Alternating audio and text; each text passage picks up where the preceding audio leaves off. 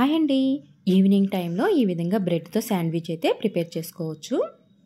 దీనికోసమైతే ఒక క్యారెట్, ఒక ఆనియన్, ఒక టమాటా, ఒక క్యాప్సికమ్ అయితే చిన్న చిన్న పీసెస్‌గా అయితే కట్ చేసేసుకొని ఫ్రై చేసేసుకోవాలి. ఈ వెజిటేబుల్స్‌ని పెద్ద పెద్దవిగా కాకుండా చిన్న చిన్న పీసెస్‌గా అయితే కట్ చేసేసుకుంటే త్వరగా అయితే ఫ్రై అవుతాయి. ఎక్కువ ఆయిల్ వేయాల్సిన అవసరం కూడా లేదు. ఇక్కడ పాప అయితే పన్నీర్ అయితే చిన్న చిన్న పీసెస్‌గా అయితే కట్ చేసేస్తుంది. ఏ పని చేసినా కూడా పాప ఉంటే నేను చేస్తానని చెప్పేసి వస్తుంది. తనకైతే కుకింగ్ చేయడం అంటే చాలా ఇష్టము.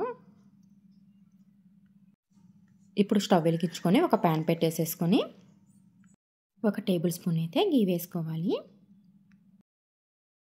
ఇప్పుడు బ్రెడ్ స్లైసెస్ని అయితే రోస్ట్ చేసుకోవాలి 2 సైడ్స్.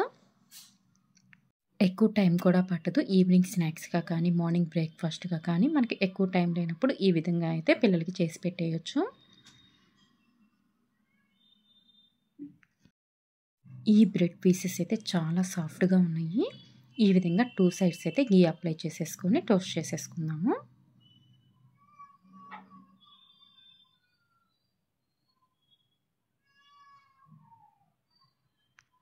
చూసారు కదా, ఈ విధంగా కాల్చుకుంటే సరిపోతుంది.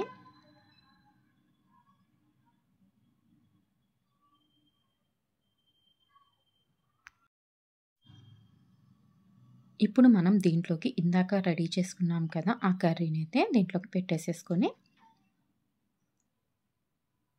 పైన ఇంకొక బ్రెడ్ పీస్ అయితే పెట్టేసేసుకోవాలి. చూసారు కదా, ఈ విధంగా పెట్టేసేసుకుంటే హ్యాపీగా అయితే పిల్లలు తినేసేస్తారు.